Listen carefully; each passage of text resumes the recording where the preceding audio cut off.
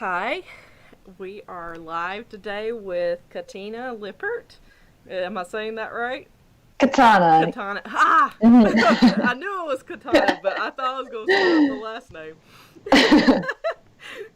Figures. Oh well. I worried about everything else, and then that happened. Alright. Well, Katana. I don't know. We've sort of seen each other around Frederick Book Arts, but haven't really got to talk, so this is going to be fun. I'm excited. Um, Well, I have a couple of questions. You said you had some things for show and tell, right? Maybe? Yeah, Okay, awesome. Well, I'm going to just start with you went to George Mason, right? Was yeah, that for undergrad or. Okay, yep. So I finished my BFA in 2018. alright, hmm nice. Were you originally from the DMV area or. Around there, yeah. I grew up in the Fredericksburg area in Virginia, so Okay, not too far from Fairfax. okay, cool. hmm That's not too far. Yeah. Um, how did you get started in the collage work, book arts, and printmaking that you do? I think everything is kind of a domino effect. So if you go kind of back to high school, it was just like a way to form sketches. Mm-hmm. Um, but it didn't really flesh out until college, where I had been in a rut with pen and ink drawings for a while. And then one of my professors was like, "Hey, have you tried this thing called printmaking?" And so that really clicked with all of the layers and the really hands-on sort of analog processes, which blended really well with the collage stuff that I had been doing up until that point. So from there, I mean, really was just kind of honing in on those two things while I was at Mason, and then kind of further developing that after leaving sort of the academic setting. A lot of the stuff I'm doing now, I wasn't really doing when I was in college. It's only been a short while, so always evolving and learning new things and trying new things. Oh, for sure. Mm-hmm. That's. It was really weird because with me it was similar. A lot of the things that I started doing, it just once you're integrated in it, you just start doing all of it. You were just mentioning when we first got on the call that you were working on some videos and stuff for Frederick Book Arts Center. How did you get involved with them, and what's your role there? Yeah, so I had just moved to the Frederick area last summer, and so I was looking for some art centers a little bit more local to me since leaving the DC area, and they had popped up. So I stopped by and I asked if they needed any help, and from there it's just kind of been in and out helping with workshops and organizing some things. Now that we're in this pandemic, it's trying to figure out how I can do all these online videos and still be blogging and teaching via the internet. But yeah, Right. just a short while with them. Oh But yeah. yeah, yeah, I know. I'm trying to figure out some online courses and stuff for them as well, and then also update my syllabi and stuff for Shepherd next fall, and it's been crazy. yeah, I bet. And you just finished up your thesis, right? Yeah, On top of, yeah, we just got our exhibition website published today and everything, so it's nice. up to view. I'll have to check it out. hmm I just posted on Instagram and everything, so you'll be able to find it easy. Okay, cool. Within your work, do are you drawing from like personal narratives, societal critiques, or more fantastical themes? Yeah, that's a really good question. A lot of my work initially sort of starts with this idea of home and kind of either the nostalgia or the storytelling aspects of remembering home. So, kind of with that in mind, I do think that some of the work takes a little bit more of a fantastical setting, Mm-hmm. and you can really play around with that with collage.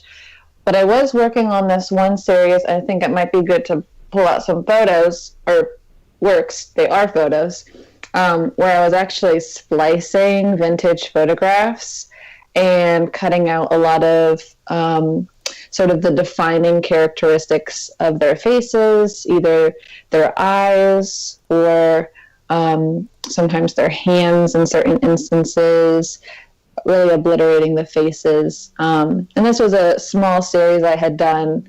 I think I made about 60 or 80 of these different types of vintage photographs.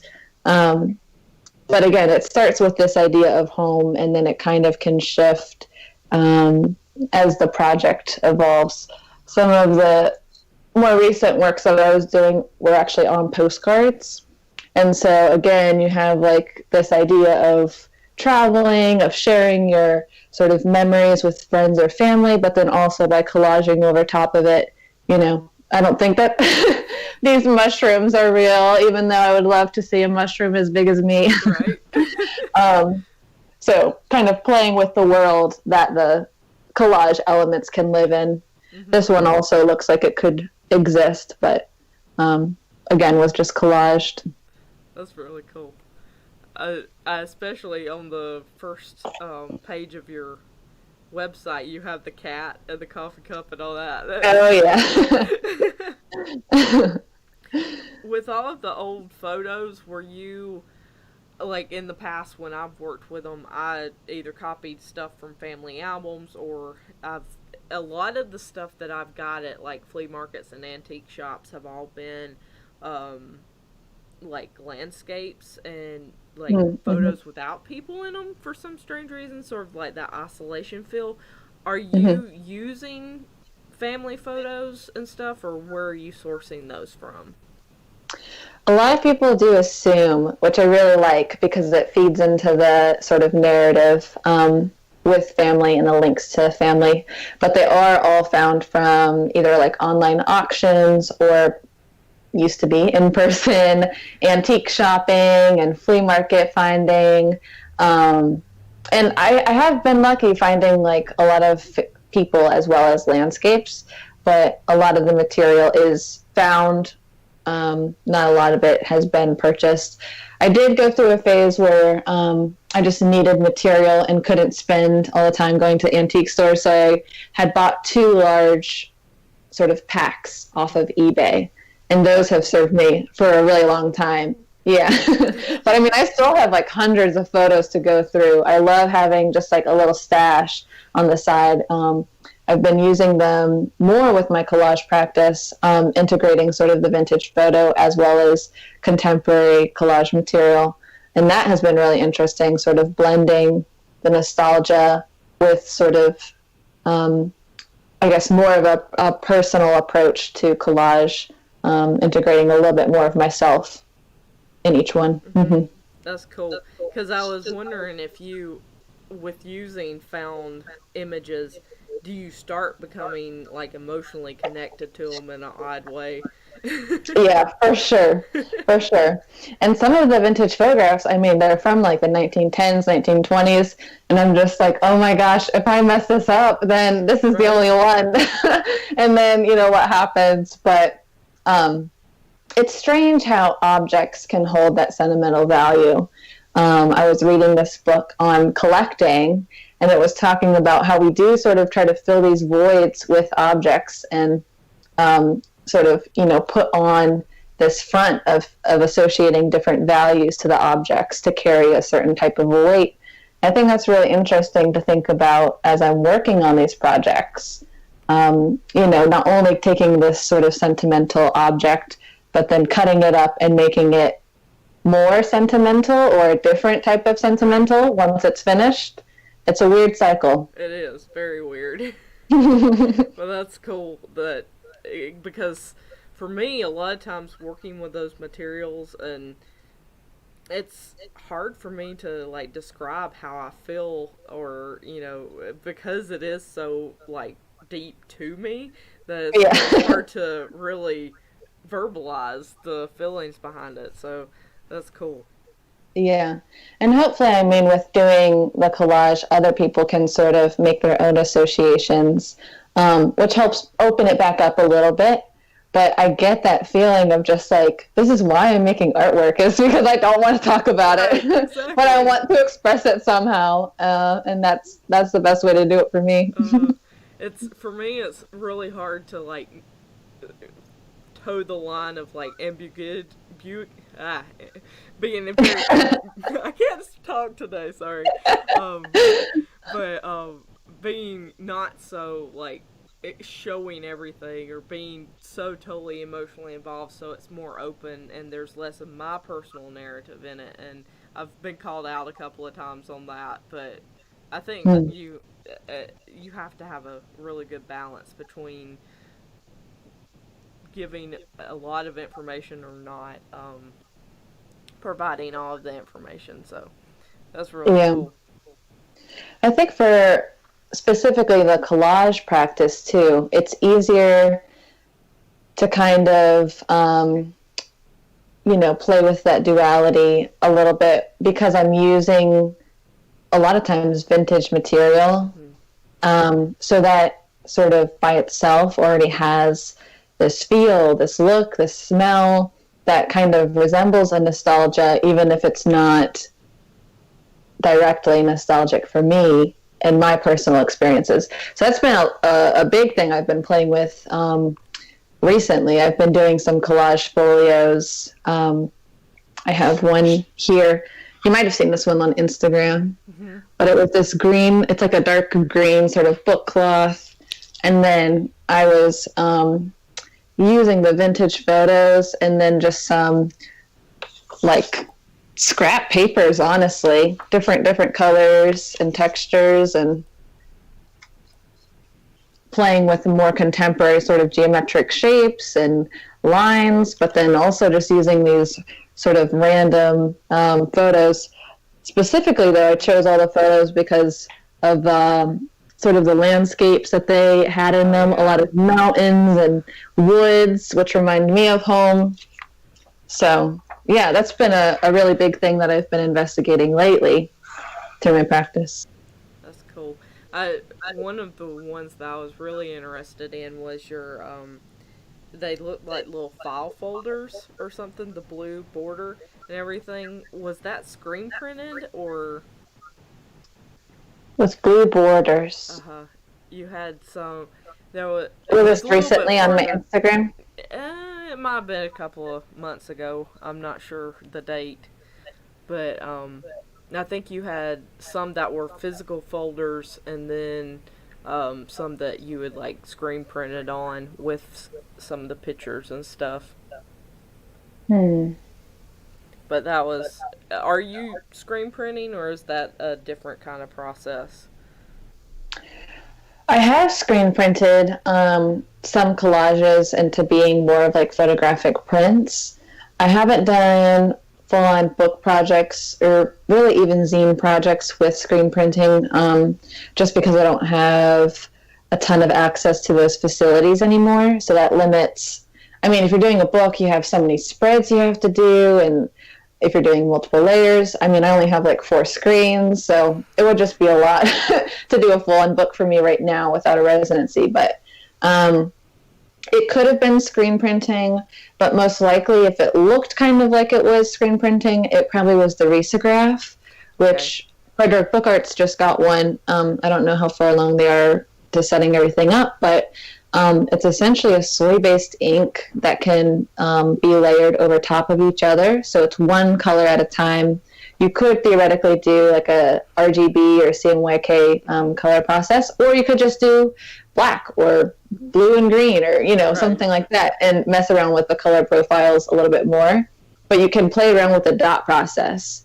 So it looks kind of like newsprint or newspaper, Uh, or in that case, it could have looked like the screen printing.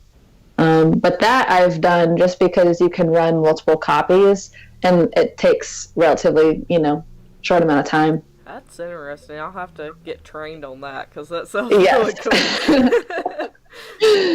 Definitely check it out. And I follow this one print shop called Resolve, Risolve. And they might be a good resource too if you're looking to try to figure out how you want to mess around with things. Okay, cool. Mm-hmm. I had met them at a zine fair a couple years ago, and I've just followed them since. That's really good. Thanks for that information. And I'll try to put any references and websites, links, and stuff in the notes once I post up the video for everybody.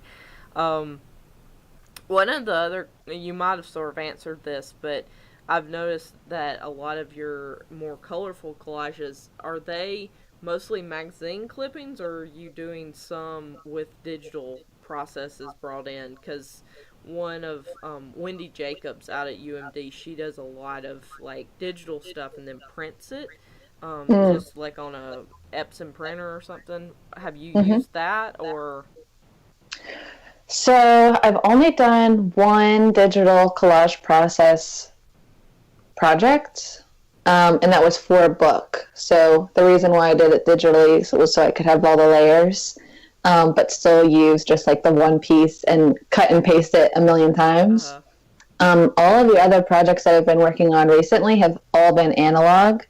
Um, but that being said, I do have like a ton of different magazines, mainly Nat Geo, like Better Homes. I'm trying to think. Some contemporary photo magazines. I've been working with older Life magazines. Calendars have been a really fun sort of collage material, as well as different books. Second and Charles has like it's a secondhand bookstore, and okay. they always put out like a box of books that don't sell, and I'll go in, I'll find all these Yeah. random ones, and so that's another good resource that I've used. But honestly, anything. I mean, friends have given me junk mail, and I'll use it. Right. It's I'm like, awesome when they whatever you give have, stuff I'll like find a that. way. Yeah. Um, there. I think it's Wonder Book here in Frederick. They often have free books or very cheap things. And then there's Book Thing in Baltimore that I've gotten Okay. several books and stuff, dictionaries and things. Hmm. So you might want to check it out too. For Well, sure. maybe once things start opening up. Yeah. One of my favorite books is like this eyewitness, like the children's Oh yeah. encyclopedia book. It's on like rocks and minerals, and I haven't even been able to throw away the book. Usually I like tear everything out that I like, and then I can throw away the rest of the book. But this one I haven't been able to get rid of because there's just so much in those types of books. There's like an image on every little corner of the Right. page. I love it. Yeah, for sure. Well, it seems like you have your own little studio set up there. Has the quarantine really affected how you're working much? I don't think so. I was teaching pre-quarantine, and now I'm working at a grocery store. So the scheduling has just, I mean, it's barely shifted for me. I still get lots of studio time, and I am fortunate enough to have like a room set up, um, instead of like a dining room table that I have to clean every Right. night before dinner or something. So, I mean, I just leave this a mess, and I'll come back to it the next day. Um, but yeah, I mean, I have a nice little setup. I have this large desk behind me that's kind of an L shape. It's a big secretary desk, so there's like shelving on this top and then a ton of different drawers. A lot of the stuff is just in this desk, but I have a few shelves and things for books, and a little flat file for some larger prints and things that I've been working on. Cool. Have Mm-hmm. have you had exhibitions canceled or postponed with all of this? Yes, yeah. Right now, I am in one online exhibition through the Greater Reston Art Center. It's called The Velocity of a Page. And that I think is wrapping up pretty soon. So fortunately, that was one that still was able to go on, but a lot of the zine fairs and art book fairs that I was scheduled to go Mm-hmm. to were canceled. And just some like applications closed because they didn't want, or they couldn't promise the space for the exhibition, so they closed the apps early, things like that. Fortunately, though, with the collage community being international and a huge fan of mail art, I've been jumping the bandwagon and doing a few of those exhibitions. So we'll see what comes of those. Yeah, I have a few that I've sent out to, but I haven't heard back. So we'll see. That's awesome. I need to get Mm-hmm. back in to some of the more printmaking and book art stuff because like I've been so like centered with sculpture and everything that's sort of hard to balance everything Mm-hmm. as far as shows, but I love working with the book arts exhibitions and stuff like that. So I'll definitely Yeah. probably be asking you to send some things my way for sure. Yeah, Um, well, I think the Garrison Art Center, I forget where they're located, but theirs is a rolling exhibition. oh, They really? basically said, like, as long as this pandemic is happening, we'll have this show, and then when we, come back, then we'll celebrate and go back into the normal routine of things. So I'll send you their info because I know that that one's probably the best bet since it's, at least for the next bit, is going to be happening. So, Yes, for sure. hmm. Um, let's see. That's literally all of my questions that I'd run across Nice. beforehand. But and I don't have to keep you very long. But Yeah. do you have any like specific tools? Like if you had to go on Mm. residency, what would be your key toolbox? Yeah, I have like this little cloth bag that when I do travel, I'll take it with me. But I mean, I basically have everything right here on my desk. I have a few different blades that I use. I have a box cutter. I use Cobalt brand. You can put the extra blades in the center here. Mm-hmm. So I like that since it's all in one. I've got just Fiskars scissors. Oh, I These are love like that. my best friend. I also have an X-Acto knife. I think that's pretty standard. I honestly use glue sticks as much as I use like a liquid PVA glue. That was my So, next question. yep. I've talked to a few paper conservators, and they're like, just don't use rubber cement. Oh yeah. And they're like, honestly, you could use Elmer's and, it'll hold up better. It's easier to take care of in the next 20 years or whatever. So I Mm-hmm. was like, all right, I'll take that. Have you noticed at all the stick glue? Does it start peeling off after a while, or have you had any issues with having to reattach stuff? Yeah, I've had only issues with certain um, paper qualities. Certain magazines don't seem to hold the glue, but they're also like 50 years old. So I don't know if it might have been maybe the ink or the paper that they used. Um, but the tricky part with using the liquid glue with the older papers is that it starts to wrinkle because it gets so wet, and then when it dries it doesn't know how to lay flat. So that's been the only issue really. Some of the older collages that I've had are still fine. I mean, I keep mine pressed. If like they're not out or framed, I'll keep them pressed in a little folder in my flat file, Mm-hmm. and they don't seem to really do too much, so that's good. But um, I would suggest if anyone wants to get into collage, let it dry for like 2 days under some books or a brick or something, and that will really help because otherwise they do. I mean, you're taking a bunch of different Right. material. You don't know where it's from. You don't know how old it is. So yeah, give it some time to rest and become more cohesive. That would be my best bet. Yeah, for sure. I know when I did some in undergrad, like especially like 2D design and stuff, we would like coat it with gel medium and stuff, and it would make it Mm. even like more bubbly and stuff. So, have you experimented with that much, like sealing it, or? Not really for paper collages, but I have done a few collages on those like acrylic, like I think they're coated with a gesso or something, but they're like the panels Mm-hmm. that painters use. I've done collages on those, and I have experimented a little bit with sealing them.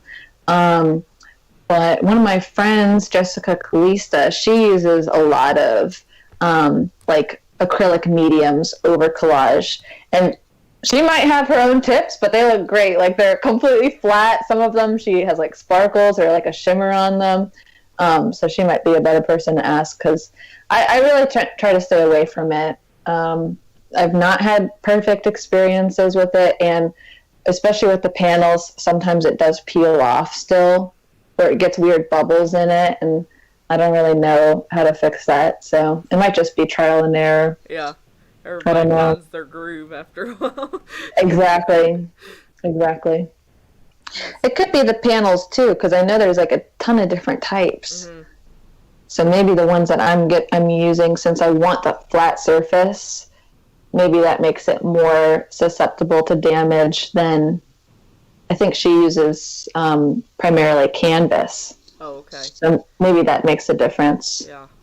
I'm trying to remember. It's been a while. Because I know that, especially with some of my fabric collages and rest print pieces, I'll mount it directly on like wood panel and stuff, because like the canvasy or like coated stuff, it doesn't always want to adhere properly to it, and so that makes sense for sure.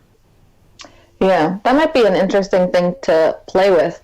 I made a series of magnets, and basically I used like little wooden like plates. They were just like 2-inch little circles, and I used a polyurethane, and that really sealed them. I bet it did. So, I mean, it's waterproof, it's sealed, it's everything. But I don't know for like larger pieces. I don't know how that would work. Um, a long time for drying, that's for sure. I worked with a lady, Terry Dillon, in Georgia. She would do screen print layers, but she would use like large wooden panels and then screen print a layer, maybe do some acrylic paint, then tape off the edges and pour like liquid gel medium and stuff.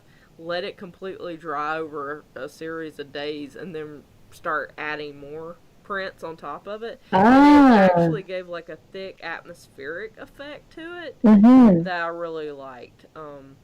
But I hadn't actually tried pouring stuff like that yet.